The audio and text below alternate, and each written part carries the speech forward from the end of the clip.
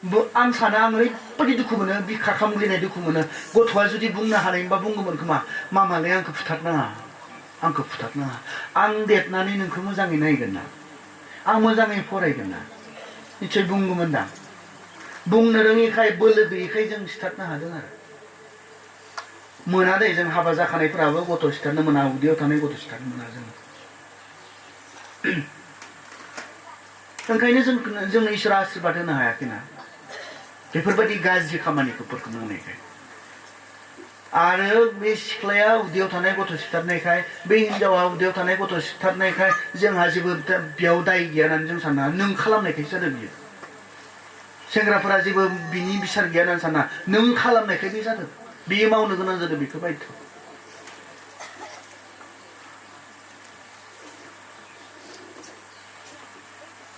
बेफोर गासै बाथ्राखौ साननानैनो जोङो बुङो बेफोर गासै बाथ्राखौ सिन्ता खालामनानै गोथौयै सिन्ता खालामनानै जों बुङो मोजां नङा बे समाव फरायनाय समाव गावखौ बनायनाय समाव सासे गार्लफ्रेन्ड थानाय सासे बयफ्रेन्ड थानाया मोजां नङा बेखौ बुङो बानायग्रो आरो जेब्ला नोंहा हाबा जानायनि सम जाबाय नों गावखौ बानायखांबाय बाइबेला मा बोसोन बिजाबाव 26 27 पदआव मा होनना बुंदों नोङो गावनि हा-हु आरो खामायनानै थांनानै थानायनि राहाखौ खालामाब्ला न' बां दाख्लाम नोङो गावनि हा-हु आरो खामायनानै थांनानै थानायनि राहाखौ खालामाब्ला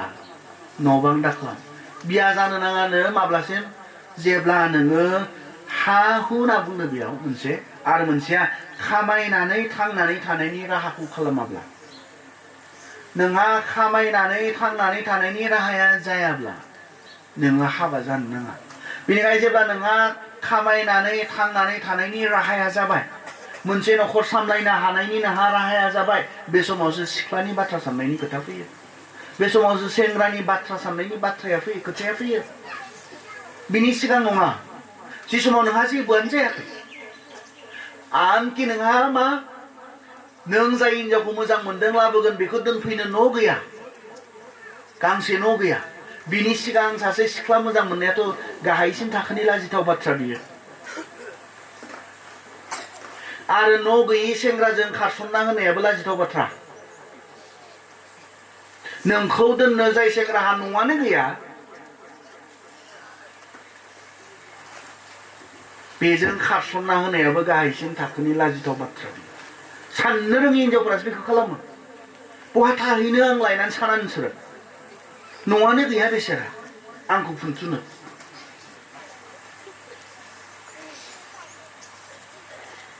लिंब्लाबो थांनाय नङा गियानि सिख्लाया लिंब्लाबो थांनाय नङा न' बानायग्रो आंखौ दोननो होननानैसो बुंगोन न'खर जायोब्ला बेखौ जाहोनाय लोंहोनाय खालामनो माबा मोनसे खामानि सोलोंग्रो होननानैसो बुंनांगोन गियानि सिख्लाया जाया मूर्ख साननो रोङा बिसोरबायदि हिनजावफोरासो सोरबा खारसनलाबायना होनाय सिगांनि दङब्ला नोंसोरखौ बुङाखै दे इसोरखौसो बुंदों आङो गोदान खारसनगोनफोरखौसो बुंदों न' गैयालासिनो सोरबा फैदोंमोन सिगाङाव नोंसोरखौ बुङाखै बुंबाबो खामानि जाला दा खामानि गैखाला नोंसोरखौ बुंबाबो खामखाबाय गोरोन्थिखौनो न' जायफोरा गोदान न' गावनि हिनजाव दोनफैनो न' गैया बहा दोननो लाना फैदोंमोनलाय बाइबेला बुंदों हा-हु आरो थांना थानायनि राहाखौ खालामाब्ला न'खर दाख्लाम हिनजाव दिनो न' नाङो होननानै मिथिना मिथिया सेंग्राफोरालाय हिनजावजों लोगोसे थानो गांसे न' नाङो होननानै मिथियो दा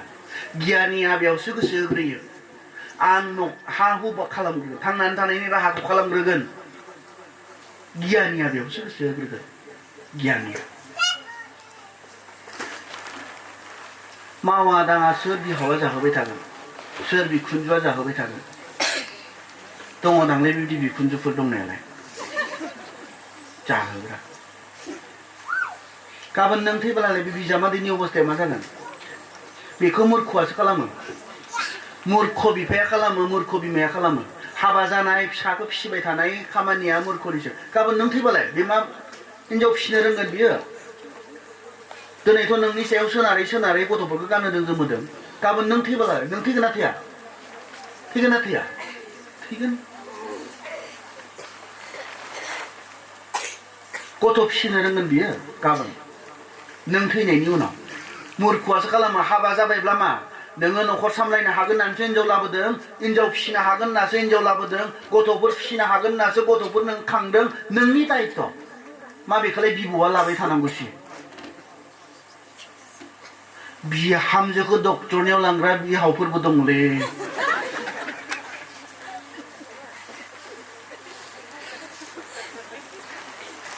हौवा गैया बेहा जाया बिबान लानानै फैदों हौवा गैया बेहा नोंसोर सिगां खालामनायखायनोथ' हिनजाव लानो गिया दा हिनजाव लानायाव मा बिबान दङ मा दायित्व दङ जुदि जोंनि सेंग्राफ्रा मिथिनायमोनब्ला थाब हिनजाव गोसोथोनो गिगौमोन बिसोरो आहा गावखौ बनायग्रोनांगोन बेखौ सानगौमोन न' बां हा हु खालामाब्ला हिनजाव दा गोसोथो हिनजाव दा ला बेखौसो बाइबेला जोंनो बुंदों ओंखाय साबधान जोङो हाबा जाब्लाबो न'खर बनायनो हानाय नङा जेब्ला हाबा जानायनि सिगां जों गावखौ प्रिपेयार खालामनाय नङा हाबा जानो प्रिपेयार खालाम हाबा जानो प्रिपेयार खालामनायानोथ' फरायनाय गोसो होनानै फरायनाय गावगायखौ मा बानायनानै लानाय थाखा फैसा फैबाय थानायनि लामा बानायनानै लानाय फरायनायनि गेजेरजों हिनजावखौ मोनखायो हौवाखौ मोनखायो इसोरा जगायबाय गुबुन जायफोरा गोरों बासिनानै लादों बिसोरासो बुहुत समयसा जायो गोसो थोनानै लानायफोरासो बिब्दि मोनबावाखै नोंनि बायदि लायोब्ला फुल जाखागोन इसोरनि बायदि ला इसोरनि बायदि समान बिनि उनाव जोंहा बिबान दायित्व इसोरा न'खरखौ बनायनायखाय बेयाव हौवा दोङो हिनजाव दोङो बिमा दोङो बिफा दोङो गथ'फोर दोङो मा दायित्व मा बिबान दङ बे गासैखौबो जोंनो रोखा रोखायै बाइबेलाव फोरोंदों हौवानि बिबाना मानो इफिसिया 5:8 जोङो 25 निफ्राय फरायनो बिसायफोर हौवाफोर ख्रिस्ट'आ जेरै मण्डलिखौ अननानै गावनि जिउखौ होबाय बेबायदिनो नोंसोरबो गाव गावनि हिनजावफोरखौ अन हौवानि दायित्वआ मा हिनजावनि सायाव मावनो गोनां हौवाहा हिनजावनि सायाव मावनो गोनां हिनजावा हौवानि सायाव मावनो गोनां बेबायदि बिबान दङ बिमा बिफानि हौवानि बिबाना बेलेग हिनजावनि बिबाना बेलेग बिमानि बिबाना बेलेग बिफानि बिबाना बेलेग गावबा गाव आरो दायित्वआ इसोरा न'खरखौ बनायनायखाय न'खराव जि थायो जाय थायो बिसोर गासैनोबो रोखा रोखायै बियो मावनो गोनांफोरखौ बियो राननानै होखादों मा होननानै बुंदों बेयाव माबायदि अननांगौनो हिनजावफोरखौ हौवाफोरा ख्रिस्ट'आ जेरै मण्डलिखौ अनबाय बे एखे रोखोमनि अननाय सासे हौवाया गावनि हिनजावनो होनांगौनो मा अननाय नायलाय बियो ख्रिस्ट'आ मण्डलिखौ माबोरै अनखो गावनि गासैखौनो होनानै बियो मण्डलिखौ अनबाय सेक्रिफिसियेल लाभ होननानै बुङो गावनि गासैखौबो होजोबनानै अननाय होननानै बुङो साफ्रोम हौवाफोरखौ बाइबेला बेखौ खावलायदों साफ्रोम हौवा मानसिफोरखौ बाइबेला बेखौ खावलायदों नोङो नोंनि हिनजावखौ माबायदि अननांगौ ख्रिस्ट'आ मण्डलिखौ एग्जाम्पोल माबायदि अननांगौ होननानै सोङोब्ला आङो आंनि हिनजावखौ माबायदि अननांगौ एग्जाम्पला मा ख्रिस्ट'आ मण्डलिखौ जेरै अनो बेबायदि साफ्रोम हौवाफोरा गावनि हिनजावफोरखौ अननांगौ खिन्थु बेयावबो लिमिट थायो अबसे मोनसे लिमिटेसन दङ कारन जोंहा नैबेखौबो गोसोआव लाखिनो गोनां दङ हौवाया मोनसे न'खरनि मा खर' हेड अफ द फेमिलि आरो नोंहा हेडनि मा दङ हेडनि नोंहा पजिसन दङ आरो माबायदि अननांगौनो नैथि इफिसिया 5:28 आरो 29 पदाव बुंदों माबायदि अननांगौनो नैथियाव सेथि अननाया ख्रिस्ट'आ मण्डलिखौ अननाय बायदि साफ्रोम हौवाफोरा गावनि हिनजावखौ अननांगौ नैथियाव मा होनना बुंदों 28 आरो 29 जों नायनो जेरै गाव गावनि मोदोमखौ अनो बेबायदिनो साफ्रोमबो गाव गावनि बिहिखौ अननो नांगौ जायहा गावनि बिहिखौ अनो बियो गावखौनो अनो बयबो गाव गावनि मोदोमखौ मुगैयालाबानो जेरै जाहोयो आरो आबाद लायो बेबायदिनो ख्रिस्ट'आबो मण्डलिखौ आबाद लायो बेयाव मा होनदों गावनि मोदोमखौ बायदि अननांगौनो आरो गावनि मोदोमखौ बायदि आबाद लानांगौनो साफ्रोम हौवाफोरा गावनि हिनजावफोरखौ गावनि मोदोमखौ बायदि अननांगौनो आरो बेयाव बुंदों जायहा गावनि हिनजावखौ अनो बिहिखौ अनो बियो गावखौनो अनो होननानै बुंदों आरो उल्थायोब्ला मा जागोन जायहा गावनि हिनजावखौ अना बियो गावखौनो अना उल्थायोब्ला आरो जायहा गावनि हिनजावखौ अनो बियो गावखौनो अनो होनना बुंदों गावखौ बायदि अननांगौनो गावखौ बायदि सोरखौबा गुबुनखौ बायदि नङा सोरखौबा मालायखौ बायदि नङा गावखौ बायदि मानोना सानैजों सासे जाबाय बाइबेला बेखौसो बुङो गावखौ बायदि अननांगौ कलसिया 3:19 पदाव बुंदों बिसायफोर नोंसोरो गाव गावनि बिहिखौ अनदो नोंसोरो बिहिफोरखौ हिनजावफोरखौ गोराहै दाबाहाय गोरा बेबहार खालामनो होआखै हिनजावफोरखौ मानोना बिसोरो नोंसोरनिख्रुइ लोरबांसिन होननानै बाइबेला बेखौबो बुंदों गोरा बेबहार खालामनाय गोरा बेबहार खालामनायाव गोसो फिजिकेलिल' नङा मोदोम लानानैल' नङा बियो मेन्टेल टर्चार होनायाबो जायो गोरा बाहायनाय सानफ्रोमबो गावनि गाहाय साननानै रायबाय थानाय गाज्रि भाषाजों रायनाय सिगाङाव जालांनाय घटनाफोरखौ बुंखां अपमान होनाय बेफोरबो गोरायै बाहायनाय टर्चार मेन्टेल टर्चार होनाय फिजिकेलि हौवाफोरा हिनजावफोरखौ बुनाय बियो ख्रिस्टियान न'खरनि माब्लाबा मा जानो हाया बियो ख्रिस्टियान न'खराव माब्लाबा थानो हाया आं मोजां मोना बेखौ आङो आंनि हिनजावखौ माब्लाबा बुनाय नङा बियो गिदिर साख्रि मावखाय बेनिखायबो नङा बियो आंनिख्रुइ देरसिन मोजांसिन फरायनायखाय बेनिखाय नङा आं बुनाय नङा कारन बियो ख्रिस्टियान न'खराव जाथाव बे घटना नङा आं मानो होननानै बुङोब्ला आं उन्दैयाव नुदोंमोन आंनि बाबाया मामाखौ बुनायखौ आं नुदोंमोन आं फोरोंनो नांगौखाय आं बुंनो लाजिनाय नङा आरो दोनखोमानायबो नङा जेब्ला मामाखौ जानाय समाव बाबाया मामाखौ बुयो जानाय लोंनाय गोदाव सोराव जाजोबो उन्दुनाय समाव जेब्ला बाबाया मामाखौ बुयो उन्दुनाय गथ'फोरनि गोदाव सोराव जाजोबो आं असान्ति जादोंमोन गथ' हिसाबैनो आं एक्सेप्ट खालामनो हायाखैमोन बाबाया मामाखौ बुनायखौ आं माब्लाबो गनायनो हायाखैमोन जेखौ आं उन्दै समाव गाव गनायनो हायाखैमोन दिनै देरनानै आंलाय बेखौलाय मानो मावगोन आं मावनाय नङा बुनाया हिनजाव बुनाया ख्रिस्टियान हौवाफोरनि आखलाव थानो हानाय नङा हाया बियो बुनायजों मा सलुसन जागोन हिनजावखौ बुनायजों आं हिनजाव बुग्राफोरखौ मोजां मोना दै आं थोंजोङै बुङो आं मोजां मोना मोनसे गामियाव थांदोंमोन दे आङो बिसिना खोन्थानाय जोंनियाथ' गामिहैनो बुयो होननानै गामिहैनो बुयो बिसिना हिनजावफोरखौ गासिबो हौवाफोरा बुयो आरो हिनजाव थारमाने बेबायदि होनना बुंदोंमोन ख्रिस्टियान गामिहैनो बुयो बिसिना गामिनि बयबो हौवाफोरा हिनजाव बुग्रा दङ आरो आं बुंदोंमोन ओंखाय इसिबां बुलायनो गोरोंब्ला बे WWफोरखौ मानोथो गेलेया आङो रेसलिंफोरखौ गेलेबानोथ' जायो दा सनानि माला मोनगानगोन ना बे दुरबल हिनजावजों बुलायनानैलाय मा माला मोननोसै मिथिखायो आंथ' जायगा नागिरनानै मोननाय नङा बहा बुगोनसै हिनजावखौलाय सासे हिनजाव मानसिफोर ना जोनो रोंगौ ना बारनो रोंगौ ना खारनो रोंगौ बिब्दि मानसिखौ बुनो हानायालाय मा बुनो हानाय जाखो बियो इसिबां बोलोग्राबा बैफोरखौनो गेलेहैथां ना बक्सिंफोर गेलेहैथां सनानि माला मोनगानबोगोनथ' थाखा फैसा मोनबोगोन बक्सिं हिनजाव बुनो हानायालाय मा बुनो हानायसै बेलाय ख्रिस्टियान न'खराव बियो जानो नाङा गथ'फोरनि मेलेमखौबो टर्चार होयो रावबो गथ'आ गावनि बिमाखौ सोरबा गावनि बिफाया बुनायखौ रावबो गनायनो हाया आरो सोरबा दङब्ला फोसाबनानै ला आं बुंखादों एग्रिमेन्टआव माब्लाबा बुगोन होननानै लिरनाय गैया होननानै एग्रिमेन्टआव अनगोन दुखुआव सुखुआवसो अनलायनायनिसो एग्रिमेन्ट जोंनि हाबा जानायनि एग्रिमेन्टआ बुलायनायनि नङा सम बुगोननायबो बुंखानांगौमोन नोंहा सम बुगोनब्ला बैदिनखालिनो पाद्रिनि सिगाङाव आहा एसे थाबावदों होननानै बुंनांगौमोन आरो नोंनिखौथ' बुंजोब्बाय आङो माब्लाबा बुगोनबो दै होननानै बुंखानांगौमोन आरो अब्लाना बुनो मोनगौमोन एग्रिमेन्टआव थाखानाय होनब्ला दा मोनब्ला नोंहा एग्रिमेन्टआव खालामासै जे बैदिनखालि लेखा खालामनायाव खालामासै जे दा बुनो मोनला अनगोन होननानैल'सो बुंदा बेरामाव आजाराव अनगोन गोनाङाव गैयियाव अनगोन अननायनिल'सो बुलायनायनि नङा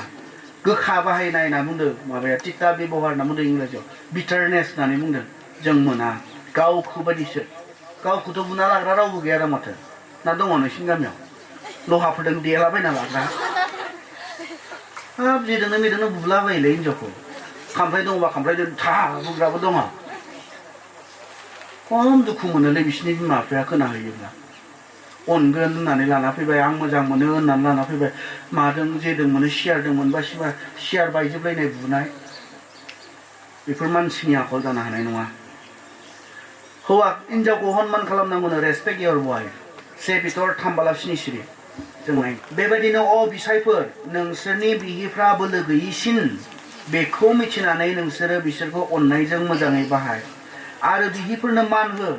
मानोना बिसोरो नोंसोरजों लोगोसे इसोरनि ओरैनो होनाय गोथांखौ मोनफागोन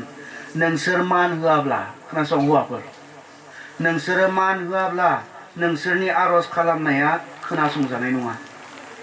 जाय हौवाफोरा हिनजावफोरखौ मान होआ बिसोरनि आरजखौ इसोरा मा खालामानो खोनासङानो खोनासं बेबादिनो बिसायफोर नोंसोरनि बिहिफ्रा बोलो गैयिसिन बेखौ मिथिनानै नोंसोरो बिसोरखौ अननायजों मोजाङै बाहाय आरो बिहिफोरनो मान हो मानोना बिसोरो नोंसोरजों लोगोसे इसोरनि ओरैनो होनाय गोथांखौ मोनफागोन खोनासं नोंसोरो मान होआब्ला जाय हौवाफोरा हिनजावफोरखौ मान होआ बिसोरनि आरज खालामदो नोंसोरनि आरज खालामनाया खोनासंजानाय नङा माब्लाबा माब्लाबा सानदोंमोनब्ला आंनि आरजखौलाय मानोथो इसोरा खोनासङा होननानै सानब्ला बेबो मोनसे खारन जानो हागौ नों नोंनि हिनजावखौ मान होआ बेनिखायनो नोंनिखौ इसोरा खोनासङा होनना बुंखादों जाय हौवाया हिनजाव मान होनो रोङा बिसोरनि आरज हब्रा हब्रा आरज खालामब्लाबो आं खोनासङा रेसपेक्ट योर वाइफ हिनजावखौ मान होनांगौ बियो मा मावो बिनि थाखाय मान हो बियो नोंनि थाखाय मा खालामो बिनि थाखाय मान हो बियो न'खरनि थाखाय गथ'फोरनि थाखाय मा मावो बिनि थाखाय मान हो बियो माबायदि बियो सोर बिनि थाखाय मान हो रेसपेक्ट खालाम हिनजावफोरखौ गोरायै बाहायनो होआखै गाज्रियै बाहायनो होआखै मानजों अननायजों बाहायनो थिनदों हौवाफोरहा हिनजावफोरनि सायाव गावबा गाव हिनजावफोरनि सायाव मावनो गोनां बिबाना बे बुजिनायजों अननायजों मानजों जोंखौ जोंनि हिनजावफोरखौ मान होनो बाहायनो थाखाय जोंखौ बुंदों गारलायनायनि खोथायानो फैनाय नङा माब्लाबा फैनाय नङा जि न'खराव हौवाया गावनि हिनजावखौ जि सुवा मण्डलिखौ जेरै उनो गारलाय सोर हिनजावा गारना थांगोन नोंसोरो हा दे थांगोनबा थांगोन होनखालि दिनै थांनो मोनगोन नोंनि हौवाया नोंखौ ख्रिस्ट'आ मण्डलिखौ जेरै उनो गावगायनि गासैखौनो होनानै उनो नोंखौ मान होयो नोंखौ अननायजों बेबहार खालाम गारना थांगोन सोरबा हिनजावा गारना थांनाय नङा इसोरनि बाथ्रा बायदि जाबा बे गारलायनाय मानाया फैस्रानाय नङा सोर हिनजावा गारना थांनो लुबैगोन बेबायदि हौवाखौलाय गारना थांनो लुबैनाय नङा जायहा मान होयो अनो गावनि दायित्वखौ मावफुङो बेबायदि मोनिखायसो गारनानै थाङो अननाय मोनिखाय गारनानै थाङो मान होजायैखाय सानफ्रोमबो नांज्लायनाय बुज्लायनाय असान्तिखाय गारनानै थाङो खिन्थु नैबेबायदि जायोब्ला आं सानदों गारलायनायनि खोथा फैनाय नङा अबसे जोंहा हिनजावफोरनि पार्ट दङ बेखौ जोङो उनावहाय नायसिगोन दोनथ'बाय